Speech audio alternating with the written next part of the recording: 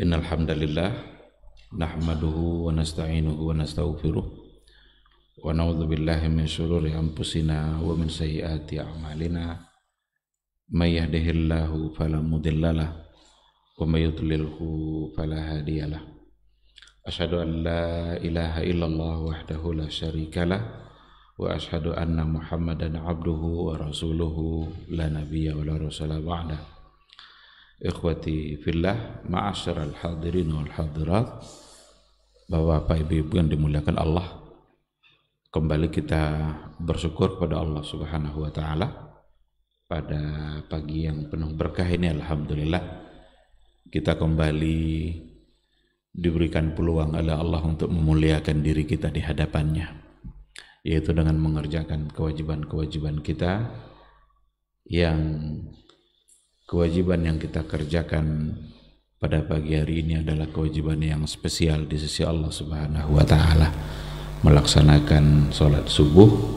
Inna Qur'anal fajri kana mashhuda. Dan alhamdulillah kita bisa bersemangat untuk duduk di majelis pada pagi hari ini. Mudah-mudahan kita mendapatkan doa-doa baik, doa-doa keampunan dari malaikat-malaikat Allah, bahkan dari semua makhluk. Ikhwati fillah, sama-sama kita juga harus berselawat dan salam untuk Rasulullah sallallahu alaihi wasallam. Allahumma salli ala Muhammad wa ala ali Muhammad. Mudah-mudahan kecintaan kita selalu tumbuh untuk Rasulullah sallallahu alaihi wasallam dan kita semakin merindukannya.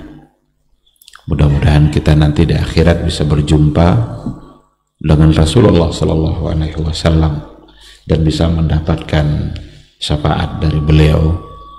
Amin amin ya rabbal alamin. Ma'asyiral hadirin wal hadirat rahimani Allahu wa iyyakum. Kembali pada pagi hari ini kita akan melanjutkan kajian tauhid kita melalui sebuah buku Al-Usul Ats-Tsalatsa. Kita sudah sampai pada paragraf di mana muallif atau penulis mengatakan bahwa wa a'zamu ma amara Allahu bihi at-tauhid. Perkara yang paling agung, yang paling utama yang diperintahkan oleh Allah Subhanahu wa taala untuk kita hambanya atau kepada kita sebagai hambanya, itu adalah at-tauhid. Bagaimana kita senantiasa mentauhidkan Allah, mengesahkan Allah Subhanahu wa taala. Tauhid itu adalah hak Allah dari hambanya. Dan karena tauhid itu adalah berhubungan dengan hak Allah, maka tidak ada yang lebih besar lagi yang harus kita tunaikan melebihi dari hak Allah itu sendiri.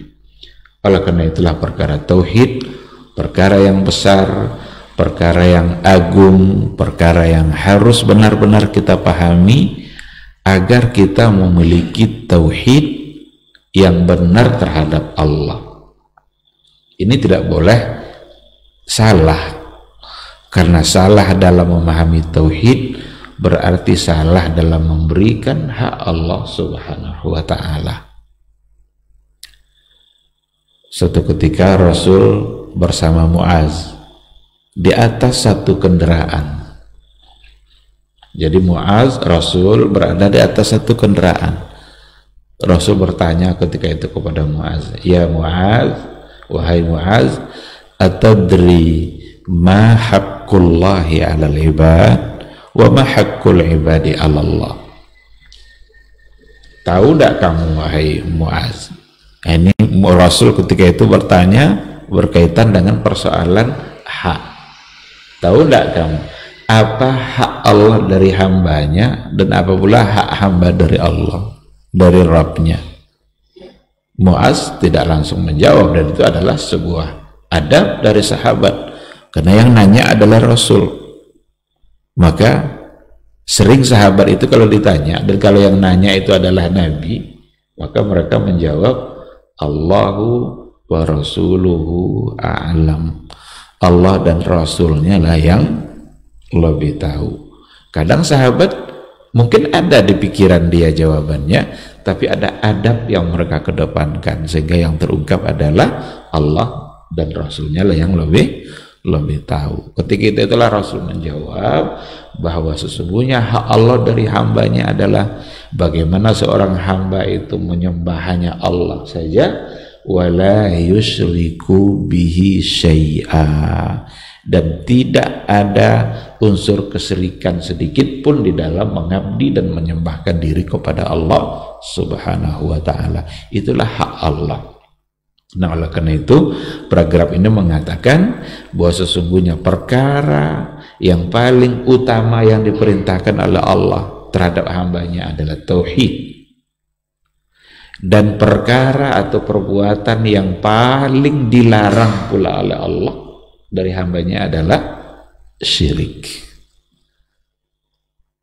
Jadi sembahlah Allah dan janganlah pernah untuk mensyirikkan. Oleh karena itulah kita sebagai hamba Allah perlu tahu apa itu tauhid, bagaimana mentauhidkan Allah, apa itu syirik, dan apa saja yang masuk ke dalam kategori syirik.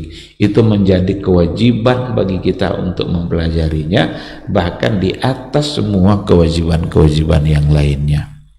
Karena kalau kita tidak tahu nanti apa itu syirik dan perbuatan apa yang masuk dalam kategori syirik, jangan-jangan nanti kita melakukannya dan kita salah dalam menunaikan hak Allah yang ada dalam diri kita. Ikhwati fillah, ma'asyiral hadirin wal hadirat rahimanillahu wa iyyakum.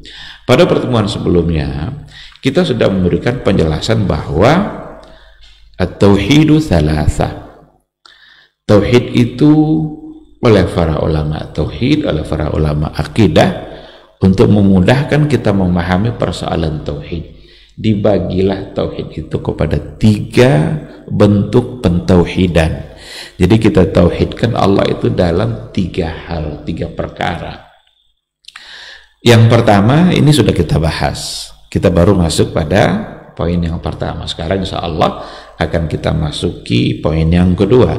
Dulu sekedar mengingatkan kita, yang pertama itu adalah tauhid rububiyah. Tauhid rububiyah. Rububiyah itu diambil dari kata Rabb, Rabbul Alamin. Alhamdulillahi Rabbil Alamin.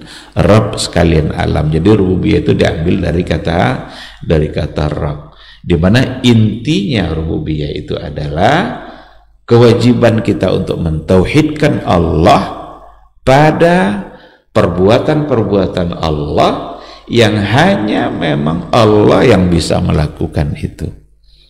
Tak mungkin ada orang lain yang bisa melakukan hal yang sama. Kalau seandainya nanti itu tidak kita tauhidkan, berarti kita menganggap ada yang lain yang bisa melakukan hal yang sama. Nah, apa contohnya? Nah, dulu sudah kita sampaikan al-khalq, penciptaan. Hanya Allah yang mampu mencipta. At-tadbir, pengaturan alam secara keseluruhan ini, itu hanya Allah yang bisa. Tidak akan ada makhluk manapun yang bisa mengatur alam ini, mengatur kehidupan kita. Tapi Allah punya kemampuan untuk melakukan itu. Dan semua ketetapan-ketetapan Allah dalam kehidupan umat manusia itu semua adalah berhubungan nanti dengan pengaturan itu. Maka semuanya menjadi baik. Tak ada satupun ketetapan dalam pengaturan Allah di mana di situ tidak baik. Karena Allah tak pernah menzalimi siapapun di antara hambanya. Jadi kalau seandainya kebetulan kita mendapatkan musibah, itu Allah yang mengatur kita mendapatkan musibah di hari itu. Mungkin saja musibah yang diberikan oleh Allah itu agar kita terhindar dari musibah yang lebih besar. Ada seperti itu. Diberikan kita oleh Allah musibah kecil Ternyata Allah ingin menghindarkan kita dari musibah yang lebih besar. Cuma kadang-kadang hamba Allah ini tidak berpikir seperti itu. Malah ketika terjadi satu musibah, dia menangisi musibah itu, lupa dia dengan hal-hal lain yang jauh lebih besar yang sesungguhnya membuat dia harus bersyukur kepada Allah Subhanahu wa ta'ala. Maka tauhid rububiyah itu mengembalikan segala yang terjadi dalam kehidupan kita ini kepada Allah Subhanahu wa ta'ala, karena itu adalah bagian dari tadbir, dan kita tidak bisa membantah itu. Allah mau kasih kita umur berapa, kita tidak bisa bantah, tidak bisa protes kita. Ada orang yang umurnya lama kali, kadang nggak bosan pula ada hidup, belum juga meninggal. Itu urusan Allah. Maka tidak boleh melakukan bunuh diri. Bunuh diri itu dosa besar, karena dia ingin mencoba mengambil alih kerja Allah. Itu pun kalau kata Allah dia belum mati itu. Maka ada orang yang minum racun, tidak jadi dia mati. Maka dibahasakanlah oleh wartawan percobaan bunuh diri. Padahal dia tidak coba-coba tuh, memang benar-benar mau mati dia. Nah, cuma karena Allah menetapkan belum, yang terjadi belum. Ada pula orang tidak pula lama umurnya, lahir anaknya baru 2 hari, 3 hari, seminggu meninggal. Kita tidak bisa protes. Siapa yang mau kita protes? Itu Allah yang menetapkan. Yang harus ada di keyakinan kita adalah bahwa dengan musibah itu Allah ingin memberikan kebaikan. Nah, meninggal anaknya di waktu kecil berarti Allah ingin memberikan kebaikan untuk dia di akhirat kelak. Karena anak kecil itu adalah nanti di akhirat akan bisa memberikan syafaat pertolongan kepada orang tuanya. Jadi bukan tangisnya yang harus berlebih-lebihan, karena kalau tangis yang berlebih-lebihan seolah-olah nanti dia tidak rela dengan apa yang ditakdirkan oleh Allah. Yang harus itu justru adalah optimis, karena apa yang ditetapkan Allah di situ pasti baik, pasti ada kebaikan. Meyakini hal-hal yang seperti ini itu namanya rububiyah. Tentu saja akan panjang, tentu saja pembahasannya, ceritanya, karena ayatnya juga sangat banyak. Tapi setidaknya kita harus mengerti apa inti dari rububiyah itu. Meyakini, mengimani, mentauhidkan Allah dalam berbagai hal yang memang berkaitan dengan perbuatannya Allah Subhanahu wa ta'ala. Itu poin yang pertama, pembagian yang pertama. Yang kedua diistilahkan dengan tauhid uluhiyah. Uluhiyah itu dari kata ilah, la ilaha illallah. Uluhiyah, la ilaha illa anta, la ilaha illa huwal hayyul qayyum. Jadi ada kata ilah. Jadi uluhiyah diambil dari kata ilah. Kalau rububiyah diambil dari kata rabb. Apa itu uluhiyah? Tauhid uluhiyah itu adalah ifradullah subhanahu wa ta'ala bil ibadah bi alla yattakhidul insanu ma'allahi ahadan wa ya'buduhu wa yataqarrabu ilaihi kama ya'budullaha ta'ala wa yataqarrabu ilaihi. Itu yang dalam bahasa Arabnya tauhid uluhiyah. Apa itu? Ifradullah subhanahu wa ta'ala bil ibadah, mentauhidkan Allah subhanahu wa ta'ala dalam ibadah. Ibadah itu kan penyembahan dan pengabdian kita kepada Allah. Berarti semua amalan-amalan, semua ibadah-ibadah, semua perbuatan-perbuatan yang kita lakukan dalam kehidupan ini yang harus kita sandarkan kepada Allah semata. Jadi mentauhidkan Allah dalam ibadah kita, perbuatan kita yang harus kita berikan semata-mata hanya kepada Allah saja. Tidak boleh kita beribadah kepada selain Allah. Tidak boleh kita melakukan sesuatu yang tujuannya nanti yataqarrabu ila ghairillah, mendekatkan diri kita kepada selain Allah Subhanahu wa taala. Kalau itu yang kita lakukan, nanti bermasalah kita dalam persoalan uluhiyah kita. Apa contohnya ibadah? Banyak sekali tentu saja. Ada nanti ibadah itu kan ada yang mahdha, ada yang liru mahdha. Yang biasa dicontohkan itu ya kalau mahdhanya ya seperti sholat, puasa, haji, berdoa. Itu semua adalah bentuk-bentuk pendekatan diri kita kepada Allah Subhanahu wa taala. Maka dikatakan dalam Al-Quran, inna salati wa nusuki wa mahyaya wa mamati lillahi rabbil alamin. Sesungguhnya salatku, ibadahku, ada yang mengartikan nusuk itu sembelihanku, hidupku, matiku, lillahi rabbil alamin, hanyalah semata-mata untuk Allah. Berarti kita beribadah tidak ada niat selain daripada niat karena Allah, mengerjakan perintah Allah Subhanahu wa taala.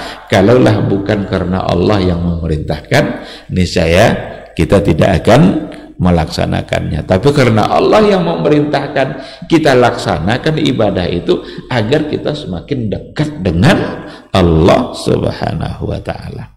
Maka inna salati wa nusuki, salatku, nusukku. Sembelihan umpamanya, menyembelih hewan itu, ini kan sudah sering juga kita sampaikan, bagaimana semata-mata hanya untuk dan karena Allah Subhanahu wa taala. Maka tidak boleh diberikan sembelihan itu atau dilakukan penyembelihan tujuannya adalah untuk sesajian-sesajian atau disembelih ada kuburan-kuburan apa namanya itu, atau tempat-tempat yang menakutkan. Jadi agar kita selamat mungkin dari gangguan-gangguan yang menakutkan tadi itu, disembelih di situ hewan, dan sembelihannya itu atas nama yang tadi itu. Ini adalah merupakan perbuatan syirik yang sangat terlarang dan tidak dibolehkan oleh Allah Subhanahu wa taala. Jadi ada yang nusuk itu ada yang mengartikannya ibadah, dan juga ada dalam artian lain seperti sembelihan, karena memang tidak ada cara lain yang diberitakan oleh agama kecuali hanya atas nama Allah. Kita mengakikahkan anak kita sembelihlah hewan akikah itu atas nama Allah. Bukti syukur kita kepada Allah, kita sembelih atas nama Allah agar dimakan oleh banyak orang. Kita berkorban itu menyembelih hewan, disembelihlah dia atas nama Allah, taqarruban ilallah, untuk mendekatkan diri kita kepada Allah. Tapi kalau saatnya kita sembelih di atas nama sesajian, atas nama makhluk gaib, apa kita mau mendekatkan diri pada makhluk gaib? Ya kan? Dilempar nanti kepalanya itu di pinggir sungai mana gitu, di pinggir laut mana. Berarti seolah-olah sembelihan itu tujuannya untuk mendekatkan diri kepada makhluk gaib tadi, kepada jin kah, kepada apakah. Ada kuburan-kuburan kiai, kuburan-kuburan keramat, disembelih pula hewan di situ. Apakah dengan menyembelih itu membuat kita untuk mendekatkan diri pada yang ada dalam kubur tadi. Di sini nanti persoalannya, dan di situ unsur-unsur syiriknya. Jadi Allah akan murka kalau seandainya perbuatan syirik itu semakin banyak untuk dilakukan. Maka berhati-hati dalam persoalan-persoalan seperti ini. Kenapa begitu murka Allah kalau ada sembelihan tidak atas nama Dia? Ya wajarlah, yang memberikan kehidupan bagi hewan yang disembelih itu siapa? Allah. Allah itu perlu makan dia. Astagfirullah. Hewan itu dia perlu makan. Yang dimakannya adalah rumput. Yang menumbuhkan rumput siapa? Allah. Hewan itu perlu minum dia. Minum pakai air. Yang menurunkan air siapa? Allah. Jadi semua datang dari Allah. Kok sekarang tiba-tiba disembelih tidak atas nama Allah. Jadi dilupakan semua kebaikan-kebaikan Allah ini, disembelihlah atas nama selain Dia, yang selain Dia itu tidak bisa memberikan hal yang sama. Nah, jadi uluhiyah tauhidul ibadah. Sering juga disebut uluhiyah itu dengan tauhidul ibadah, mentauhidkan Allah di dalam ibadah. Kita sholat hanya semata-mata karena Allah, kita bersedekah hanya semata-mata karena Allah. Jangan kita bawa niat kita selain daripada untuk Allah subhanahu wa ta'ala. Oleh karena itulah perbuatan-perbuatan yang kalau kita kerjakan karena riya saja, riya itu masih ada bersama Allahnya itu, tapi mengikutkan yang lain dalam niatnya, maka itu sudah bisa disebut sebagai syirik. Riya itu berarti melakukan sesuatu mungkin karena dipuji, ingin dipuji oleh orang lain, mungkin karena tujuan-tujuan yang ada hubungannya dengan orang lain. Itu saja sudah bisa merusak niat kita, karena kita sudah memberikannya tidak lagi semata-mata karena Allah subhanahu wa ta'ala.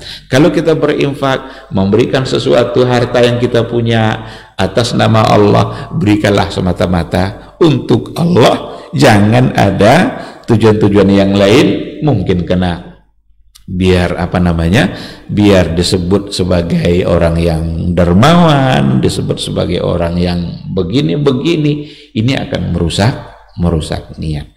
Dan ternyata kalau kita lihat kepada hadis-hadis Rasulullah Sallallahu Alaihi Wasallam, kalau kita lihat persoalan niat ini luar biasa. Jika tersalah, itu bisa menyeret kepada nerakanya Allah Subhanahu Wa Taala. Bahkan dalam hadis dikatakan yang lebih duluan masuk neraka itu adalah, kan ada dalam hadis kan, ada yang mujahid, ada yang qari'ul Quran, ada yang alim. Itu bermasalah pada persoalan niat, ya kan? Orang yang membaca Quran nanti ditanya Allah, kenapa kamu baca Quran? Saya baca karena kamu ya Allah. Tapi Allah kan tahu, tidak ada yang tersembunyi dalam ilmunya Allah. Kata Allah, kadzabta, kamu bohong. Dulu kamu membaca Quran itu bukan untuk saya, bukan karena saya, tetapi agar disebut sebagai seorang yang qari', orang yang hebat suaranya, hebat baca Qurannya, ingin dipuji-puji. Ada pula alim, kamu kenapa dulu seperti itu? Karena kamu ya Allah. Bukan, kamu bohong, kata Allah, bukan karena itu. Dulu kamu hanya karena ingin disebut-sebut sebagai orang yang alim, orang yang banyak ilmu, dan itu kamu sudah dapatkan, bakat kil sudah dapat itu. Lalu diseret pula ke dalam neraka. Ada pula yang mujahid, yang berjuang di jalan Allah. Kenapa kamu lakukan? Karena kamu ya Allah. Kadzabta, kamu bohong, kata Allah. Kamu dulu berjuang agar dibilang sebagai pemberani, sebagai orang yang kuat, dan itu semua sudah kamu dapatkan. Maka tauhid uluhiyah ini benar-benar harus kita jaga. Bagaimana kita mentauhidkan Allah dalam niat kita dalam beribadah yang semata-mata hanya untuk Allah Subhanahu wa ta'ala, bukan untuk yang lain. Karena kita mengharapkan Allah dalam segala hal, dan Allah memberikan segala hal yang kita perlukan pula. Untuk apa kita berikan niat kita kepada selain Allah Subhanahu wa ta'ala? Kita bisa melangkahkan kaki ke rumah Allah untuk beribadah, itu juga Allah yang memberikan.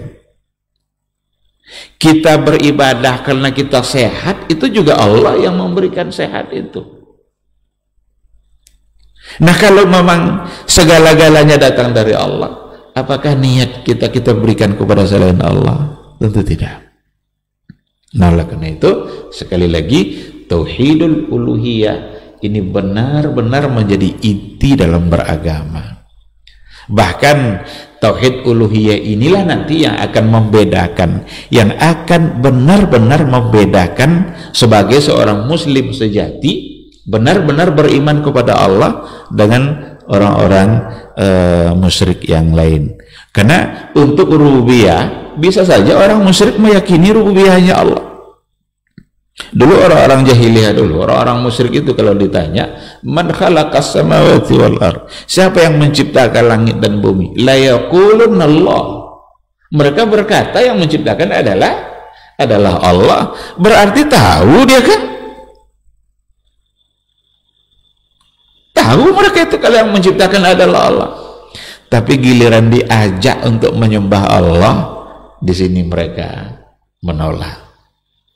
Oleh karena itu, yang menjadi intinya nanti, dia tetap semuanya adalah inti, tapi yang lebih menentukan itu adalah ada pada tauhid uluhiyah. Ini yang membuat kita benar-benar menjadi mukmin. Iman kita itu, yang paling menentukan itu ada pada uluhiyah. Mengimani rububiyah saja tanpa uluhiyah tidak disebut sebagai seorang mukmin yang sebenarnya. Bahkan dia masih disebut sebagai musyrik. Orang-orang jahiliyah dulu itu masih disebut sebagai musyrik karena mereka menyembah patung, meskipun mereka percaya bahwa yang menciptakan alam ini adalah Allah Subhanahu wa ta'ala, seperti yang dikatakan dalam ayat tadi. Ketika mereka ditanya siapa yang menciptakan langit dan bumi, la yaqulunallah, mereka berkata yang menciptakannya adalah Allah Subhanahu wa ta'ala. Ikhwati fillah, itu yang kedua, tauhid uluhiyah. Nah, nanti tinggal diperpanjang aja lah contohnya itu. Bagaimana kita benar-benar memberikan ibadah kita kepada Allah. Tawakal umpamanya. Tawakal hanya kepada Allah Subhanahu wa ta'ala. Kenapa Islam itu kenapa Allah itu sangat melarang kita untuk menggunakan jimat? Jimat itu bagian dari kesyirikan. Kenapa? Karena itu bentuk kesalahan dalam bertauhid. Dia tidak lagi menyandarkan kehidupan dia, tidak lagi menyandarkannya hanya kepada Allah Subhanahu wa ta'ala. Ya kan? Jadi tawakal ala Allah, bertawakallah hanya kepada Allah Subhanahu wa ta'ala, berdoalah hanya kepada Allah Subhanahu wa ta'ala. Tidak mungkin kita meminta kepada selain Allah, karena hanya Allah yang bisa mengabulkan permintaan kita. Dan tidak mungkin kita bertawakal kepada selain Allah, karena hanya Allah yang bisa memberikan apa yang kita inginkan. Kalau seandainya orang yang bertawakal, orang menggunakan jimat tadi itu, apa bukti rusak tawakal kepada Allahnya itu? Seandainya tinggal jimatnya itu, pulang dia itu. Jadi kalau tinggal tuh, pulang dia, seolah-olah nanti tidak selamat, ya kan? Seolah-olah nanti ini kalau tinggal nih bahaya nih. Kadang dalam bentuk foto, kadang foto kiai dan lain sebagainya. Ini waspadai hal-hal yang seperti ini. Karena sekali lagi yang akan memberikan kita keselamatan itu hanyalah Allah Subhanahu wa ta'ala. Yang akan mengabulkan doa kita itu hanyalah Allah Subhanahu wa ta'ala. Maka jangan pernah melakukan sesuatu yang di situ ada unsur-unsur kesyirikannya, karena itu bertentangan dengan tauhid, bertentangan dengan bagaimana kita harus mengesahkan Allah Subhanahu wa ta'ala, baik pada rububiyah maupun pada uluhiyah. Ikhwati fillah. Yang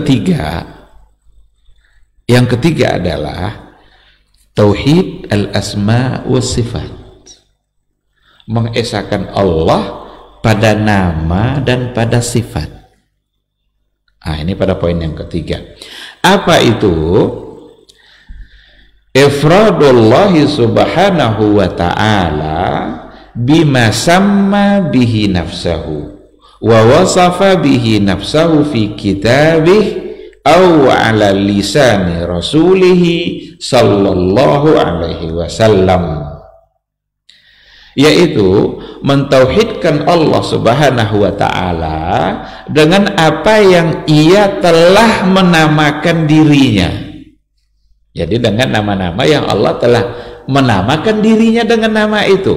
Wa wasafa bihi nafsah, dan dengan sifat-sifat yang telah disifatkan oleh Allah dirinya dalam hal itu.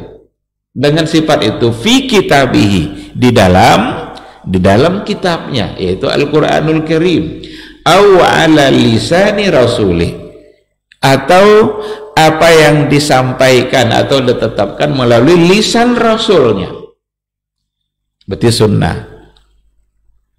Maka maknanya adalah mentauhidkan Allah Subhanahu wa ta'ala pada nama dan sifatnya yang Allah sendiri telah mensifati dan telah menamakan dirinya dalam Al-Quranul Karim ataupun melalui lisan Rasulullah Sallallahu Alaihi Wasallam. Oleh karena itu, sifat dan nama-nama Allah kita bisa ambil, bisa kita kenali nanti nama dan sifat Allah itu melalui Al-Qurannya dan melalui sunnah Rasulullah Sallallahu Alaihi Wasallam. Bagaimana cara mentauhidkannya itu?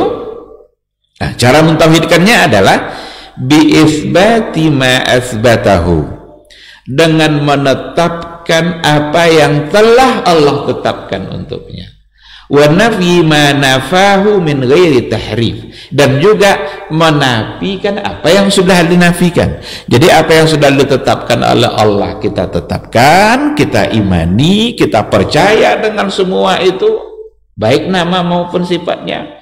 Dan apa yang apa yang dinafikannya, maka kita ikut pula menafikannya. Dan nanti ketika kita menetapkan apa yang sudah ditetapkan oleh Allah pada dirinya, min ghairi tahrifin wala ta'tilin wa min ghairi takyifin wala tamtsil. Apa arti min ghairi tahrif? Tanpa ada tahrif, tanpa ada pengubahan, tidak boleh kita rubah-rubah. Au ta'til, tidak boleh pula kita tiadakan apa yang sudah ditetapkan oleh Allah. Ditetapkan oleh Allah lalu kita tiadakan, seperti dulu orang-orang Mu'tazilah yang banyak, yang diantara konsep mereka itu adalah ta'til, meniadakan sifat-sifat Allah itu dikarenakan oleh dianggapnya bisa menyerupai makhluk.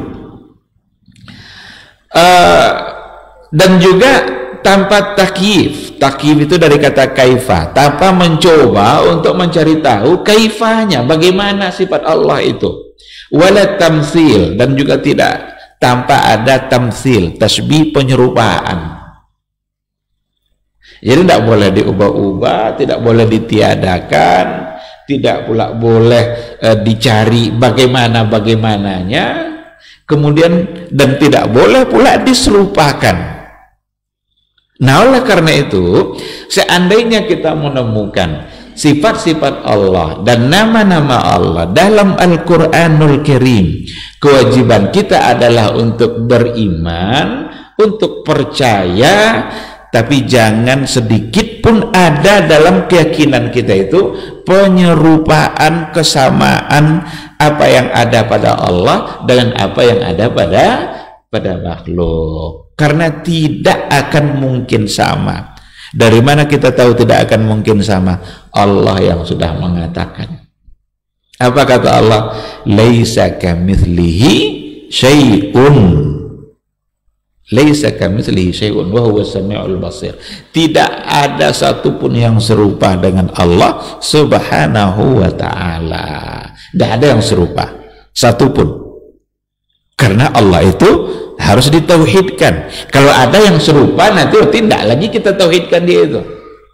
Berarti tidak lagi esa, dia tidak lagi satu. Karena hanya dia itulah yang seperti itu, lalu kita tauhidkan. Tapi di ujung ayat mengatakan wa huwas samiul basir, dan dia maha mendengar lagi maha melihat. Ikhwati fillah, nama lalu ada sifat, dan sifat Allah itu nanti ada sifat yang berhubungan dengan af'alnya Allah, dengan perbuatannya Allah. Ada nanti sifat-sifat yang berhubungan dengan zatnya Allah. Semua kan disampaikan dalam Al-Quran. Apapun yang datang dalam Al-Quranul Karim dan disampaikan oleh Rasul dalam hadis-hadisnya, maka kewajiban kita untuk percaya dan beriman. Kenapa demikian? Allah yang menyampaikan, Rasulnya yang diutus oleh Allah, yang memang Rasul itu adalah utusan resmi untuk menyampaikan pesan-pesan Allah Subhanahu wa ta'ala. Kalau sudah ada dalam Al-Qurannya, ada dalam sunnah Rasulnya, apalagi tugas kita selain daripada beriman untuk semua sifat dan nama. Dalam hadis dikatakan bahwa sesungguhnya Allah, dan juga dalam Al-Quran, sesungguhnya Allah itu memiliki asma'ul husna, walillahil asma'ul husna fad'uuhu biha. Allah itu punya asma'ul husna, ada nama-nama mulia, nama-nama baik, maka berdoalah dengan menggunakan nama itu. Diperkuat oleh hadis Nabi, sesungguhnya Allah itu punya tis'una isman mi'atun illa wahidah. Allah itu punya 99 nama, mi'atun illa wahidah, 100 kurang 1. Kalau 100 kurang 1 berapa? 99. Tadi sudah disebut pula di awal 99. Berarti ada penekanan di sini. Wa man ahsaha dakhalal jannah. Dalam satu lafaz, wa man hafizaha dakhalal jannah. Siapa yang menghafalnya masuk surga. Siapa yang menjaganya masuk surga. Menjaga pengamalan-pengamalan yang berkaitan dengan nama tersebut. Nah, kalau begitu berarti Allah punya nama. Iya, Allah punya nama karena Rasul yang bilang. Dan setiap nama itu adalah mengandung sifat. Jadi setiap nama itu mengandung sifat. Karena dia punya sifat, itulah dia diberikan nama itu. Kenapa Allah dinamakan dengan Ar-Rahman? Karena memang dia punya sifat. Begitu Allah itu pengasih, penyayang, dan tidak berbatas kasih sayangnya Allah itu. Orang durhaka pun banyak nikmat Allah yang ada pada diri dia. Kalaulah orang-orang durhaka itu sadar dia akan nikmat Allah itu, mungkin dia tidak akan mendurhaka itu. Nah, diberikan nama karena sifat itu. Kenapa Allah itu namanya Basir?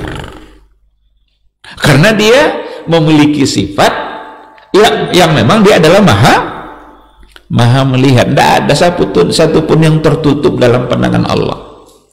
Dimanapun kita berada, kita kunci berlapis-lapis tempat itu, sampai 7 lapis kuncinya, Allah tetap akan melihat kita. Wajar dia diberi nama itu.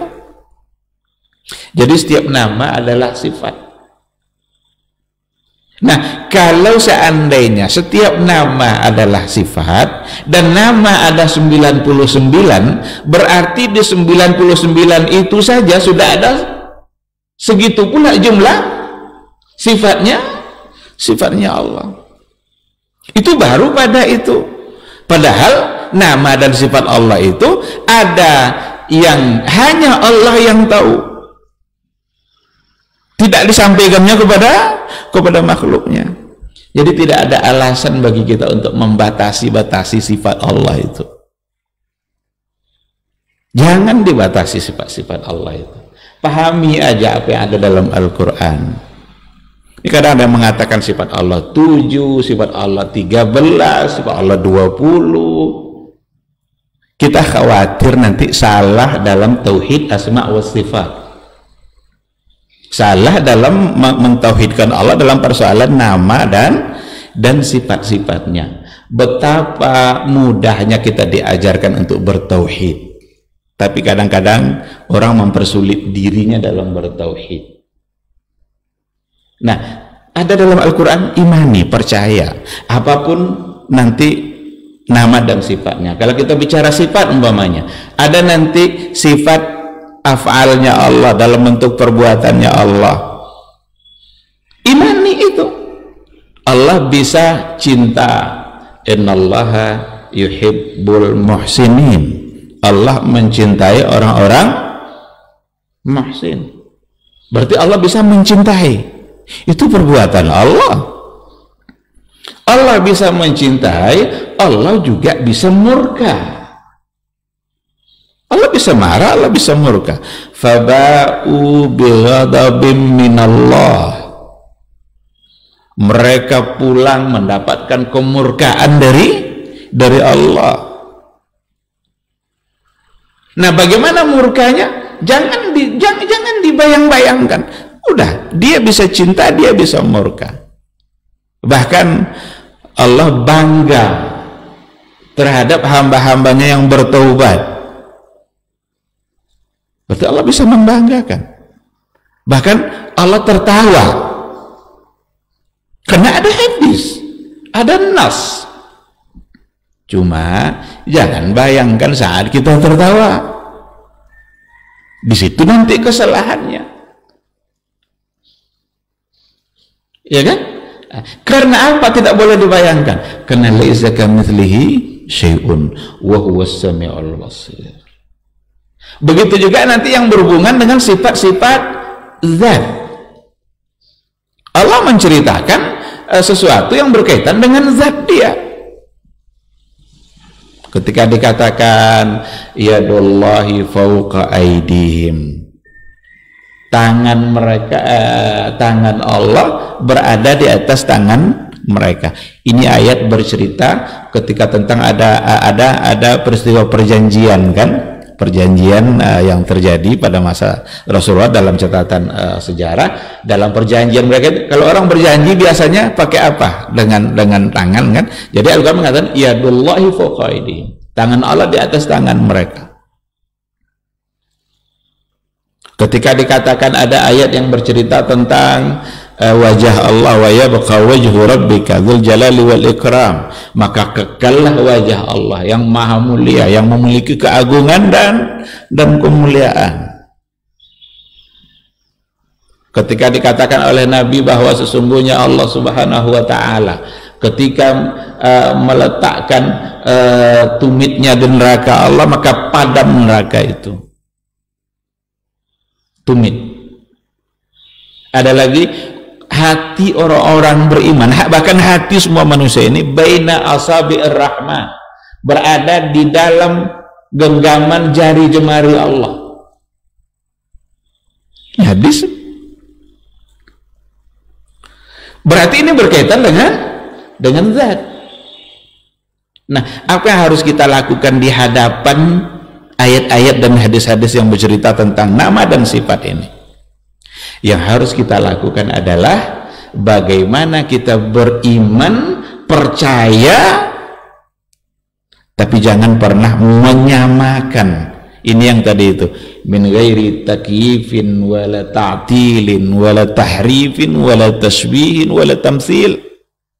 Jangan sekali-kali dirubah.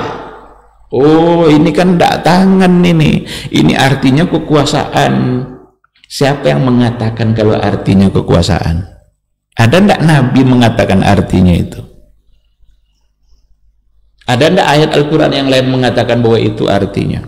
Oh, ini wajah, ini bukan wajah nih, ini artinya kerajaan.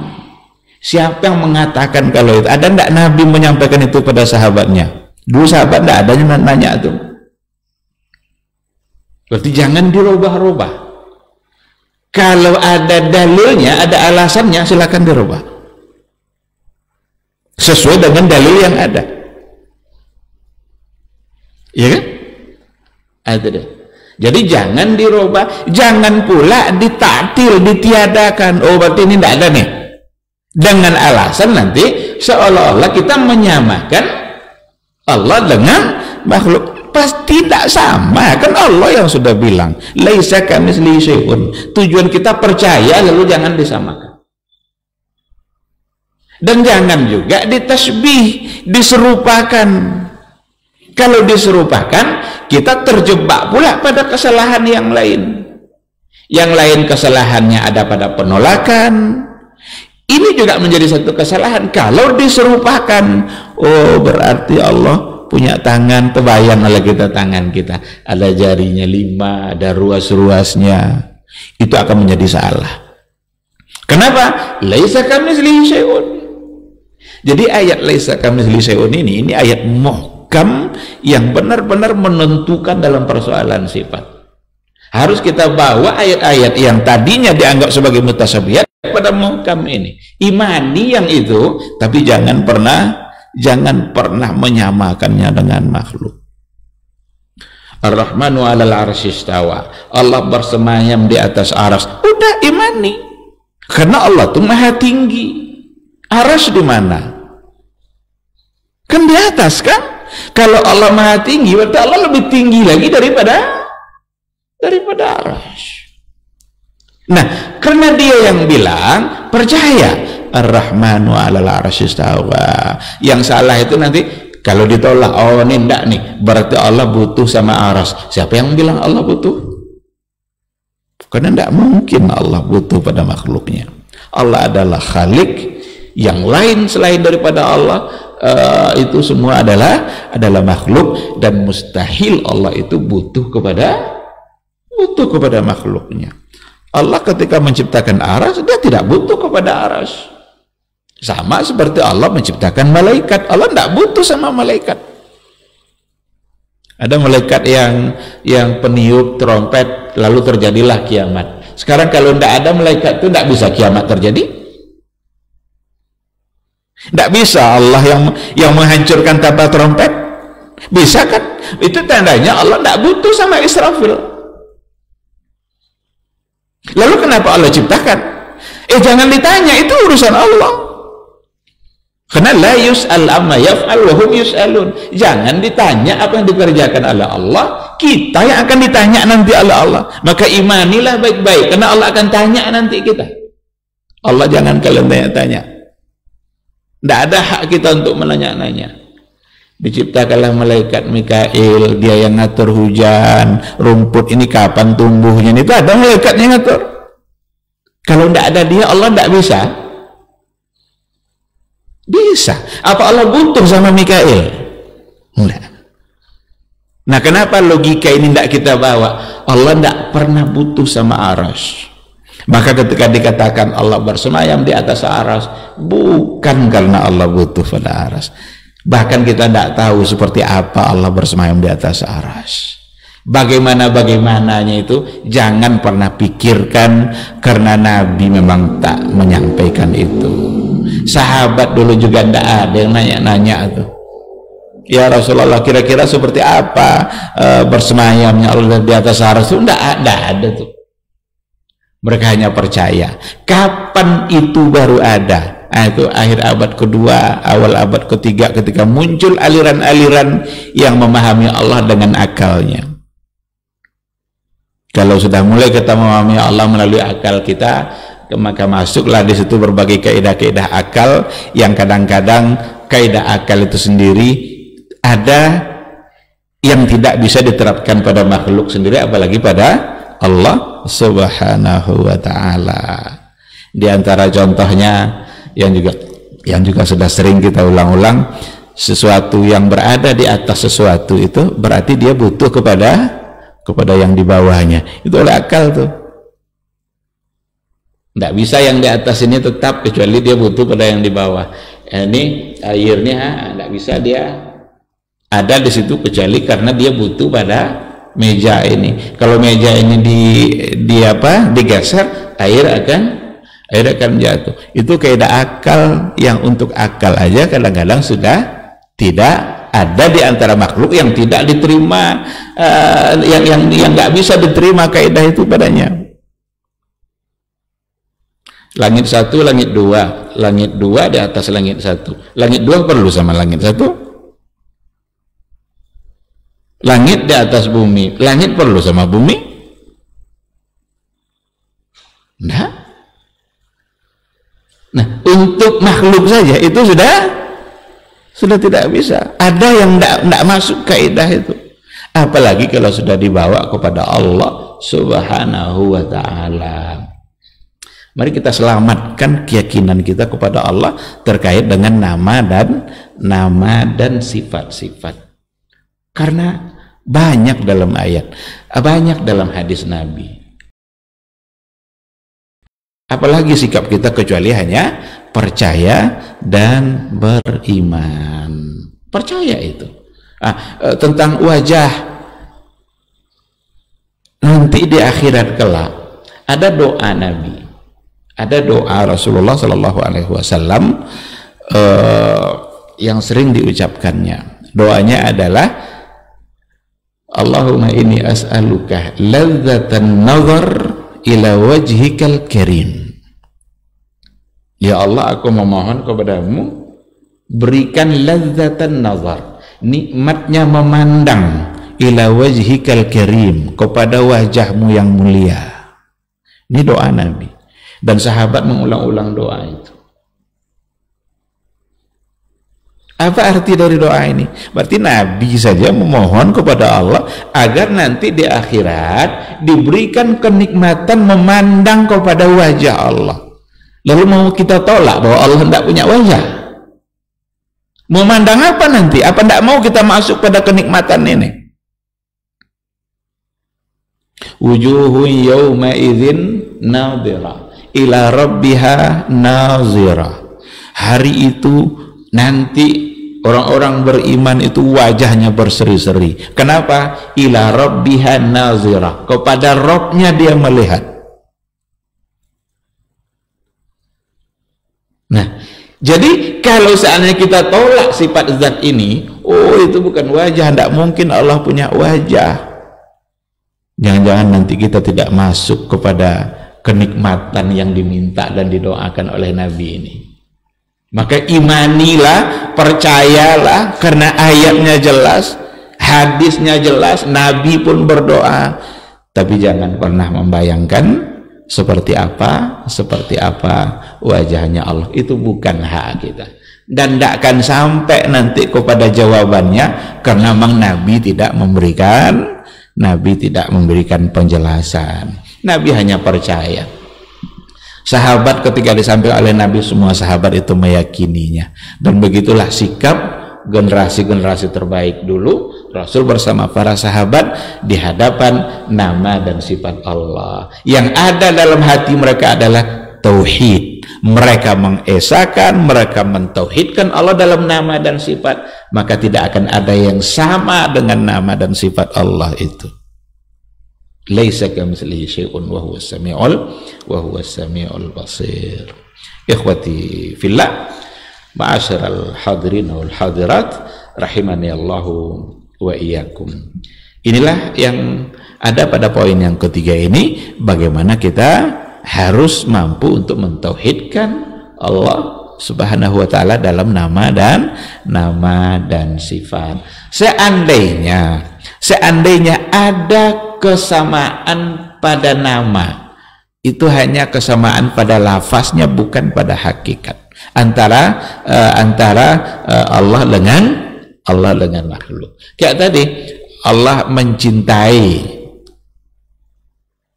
kita juga bisa mencintai. Allah mendengar, kita juga bisa mendengar, tetapi itu hanya kesamaan pada lafaznya saja, substansinya tidak akan pernah sama. Penglihatan kita terbatas, penglihatan Allah tidak terbatas. Kita hidup, Allah juga hidup, tapi hidup kita diatur oleh yang maha hidup.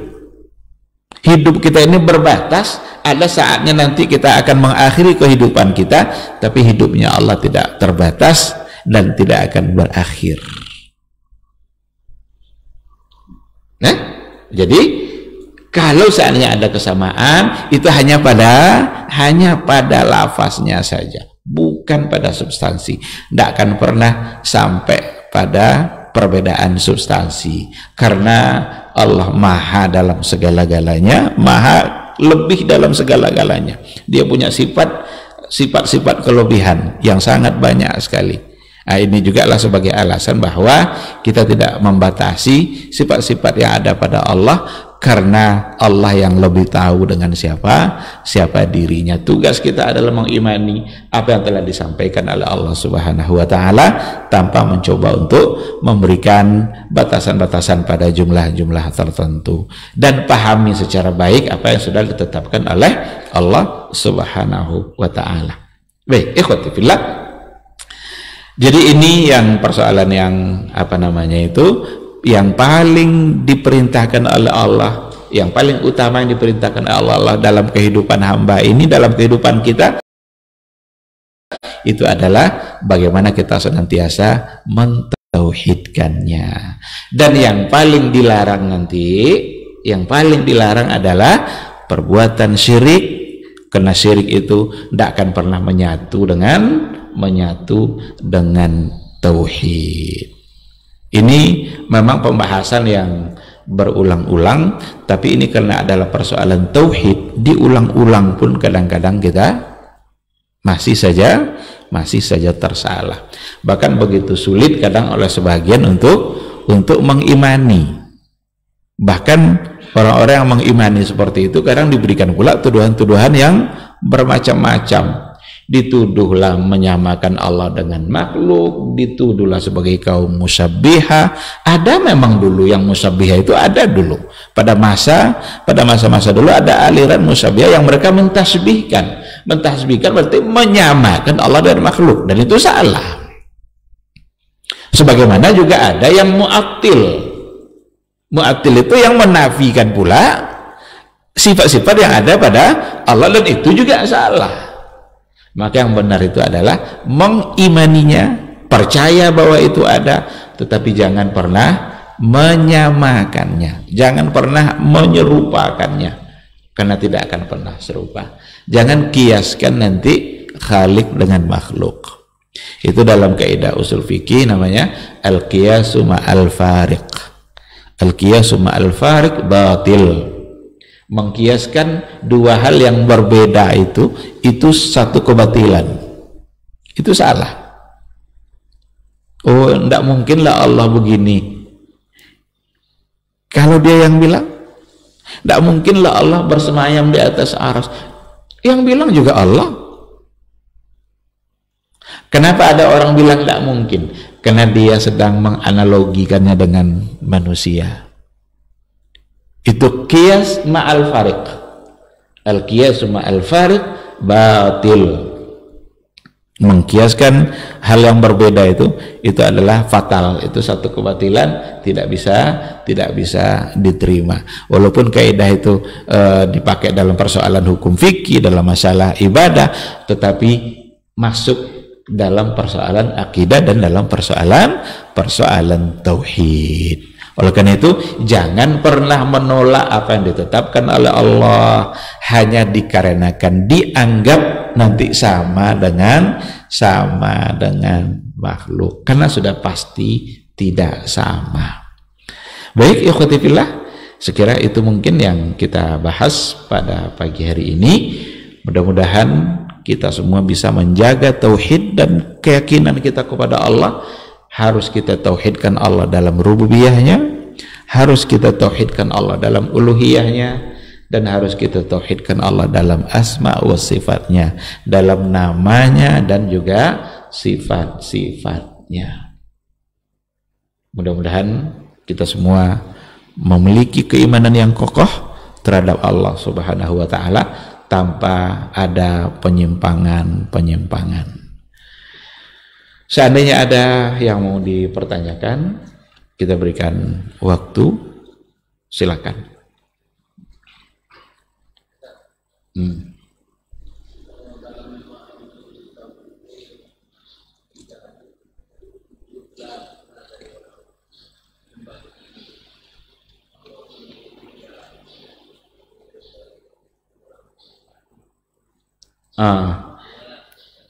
Iya.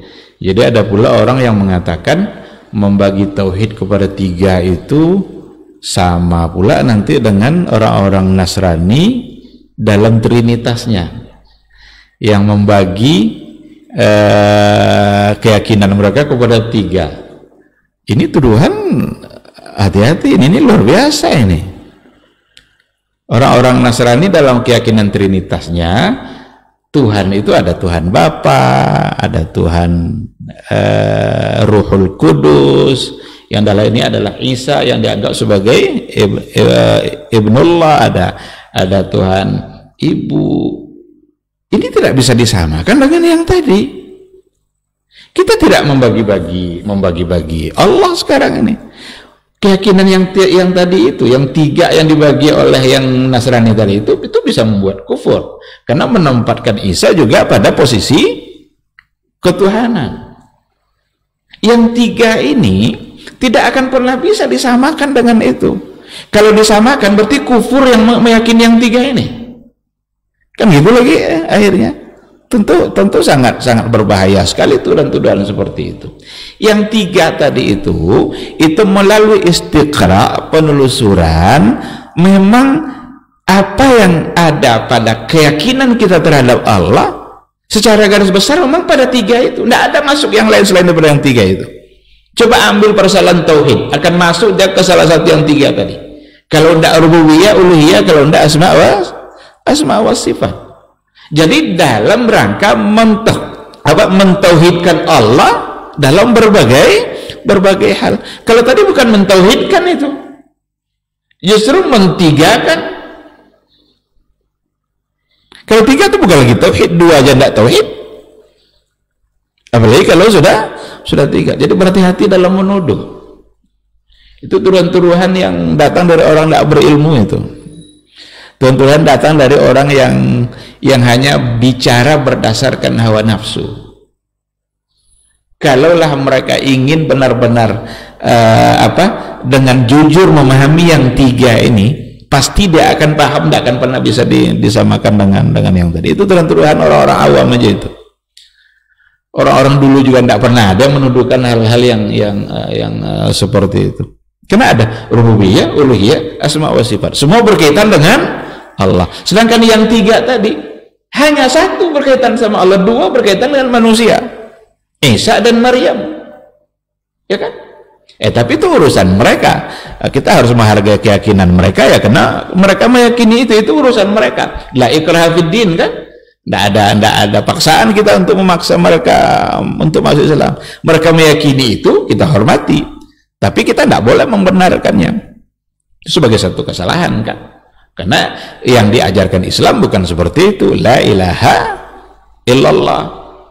Jadi sekali lagi, tuduhan itu sangatlah tidak beralasan, sangat tidak bisa diterima, karena lagi-lagi al-qiyasu ma'al fariq, mengkiaskan dua hal yang berbeda. Kita hanya fokus pada mentauhidkan Allah dalam berbagai hal yang ada pada Allah. Maka yang ada pada Allah itu bisa pada rububiyah Dia, Allah yang mengatur segala-galanya, atau pada amalan kita yang memang hanya untuk Allah saja karena kita diciptakan untuk beribadah kepadanya, dan mentauhidkan Allah pada nama-nama dan sifat-sifat yang dimiliki oleh Allah subhanahu wa ta'ala. Wallahu subhanahu wa ta'ala alam. Ada lagi?